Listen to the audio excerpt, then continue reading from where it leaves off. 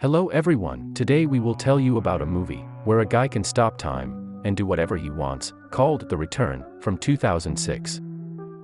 It all starts with Ben's demonstration, who has recently broken up with his girlfriend, while the whole world begins to slow down.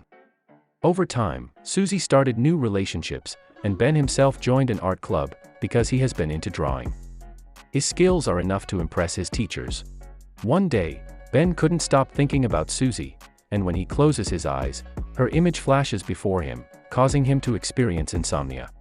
And then he calls her, and asks to start over, and he promises to change completely, but she is no longer interested, so Ben withdraws into himself. In the following days, he comes up with things he's going to do, and he decides to travel to other cities. Wanting a snack, Ben enters a store, where they happen to need a new employee. Assuming it's the perfect opportunity to forget Susie, he signs a contract. During work, Ben watches everyone to learn not to notice time, like one of the workers, who does everything possible to avoid looking at the clock, believing that this way time passes faster. Barry fools around at work, riding his scooter. And Matt, along with his friend, plays pranks. But the manager clearly doesn't care about time, as he loves to boast about how cool he is. So Ben reaches a new level, and his time literally freezes, and he can do whatever he pleases. Ben selects visitors, removes all unnecessary, sketches outlines afterward, gets rid of all evidence, and all that's left is to snap his fingers, and time starts again. With each passing day, he forgets about Susie more and more, but he remembers his friend named Sean, who is the opposite of Ben, as he craves attention.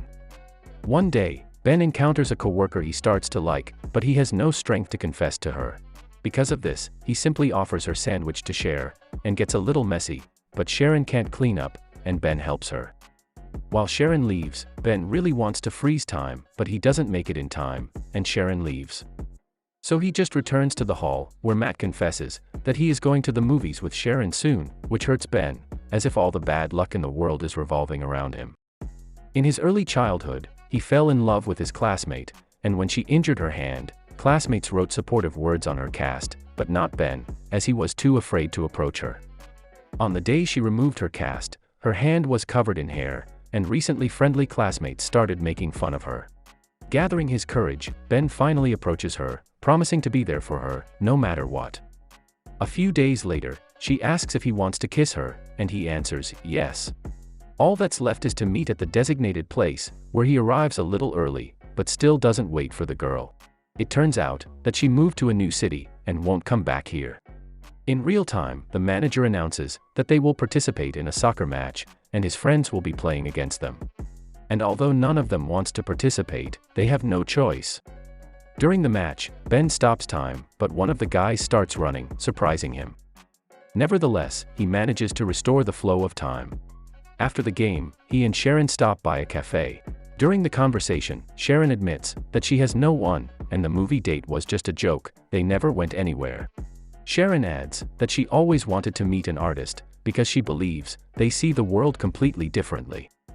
Having paid the bill, Ben walks Sharon home, but doesn't kiss her, even though Sharon wouldn't mind. On the next day, the manager announces that he's planning a celebration for an upcoming birthday. And Sharon invites Ben for a walk, an offer he can't refuse. After 30 minutes, the manager calls the guys, giving each of them a special task, and Ben has to hire girls from a nightclub, so he asks his friend for help with this. His friend takes Ben to the best club, where they hire a couple of girls. A new day comes, and Ben receives a call from a man, who claims to adore art, and wants to display some of Ben's works in his gallery, surprising Ben. But he doesn't notice that it's another joke. Later in the evening, Ben goes to see Sharon, telling her that a rich man is interested in his paintings. Arriving at the party, Ben first notices his ex-girlfriend, but their conversation is interrupted by a dancer. Taking advantage of the moment, Ben goes to the second floor, bumping into Susie again, who says she wants to start over. But Ben is no longer interested, so Susie decides to kiss him, but it notices Sharon. Even though Ben freezes time, it doesn't help, because he can't go back and correct his mistake, so Sharon just leaves. In an attempt to make amends, Ben goes to her apartment, but Sharon emotionally sends him away, and Ben retreats into himself once again. But this time, he has hope for a better life. A new day comes, and Ben goes to the gallery with a couple of his paintings, but the owner indicates that he doesn't know him, and didn't arrange any meeting. Nevertheless, he agrees to look at his paintings, which he really likes, and gives Ben one day to display his best works. A few days pass. Sharon is still upset. She comes, but without realizing that Ben has exhibited paintings with her image, because he loves her so much. Ben explains once again that the kiss was a misunderstanding, and this time Sharon believes him. After the kiss, Sharon miraculously enters his world, and they walk together under the frozen snowfall. That's where the movie ends. This was the Movie Storm channel, and we would be very interested to hear your thoughts on this film. Please write to us in the comments, or simply suggest something interesting. See you soon. Bye.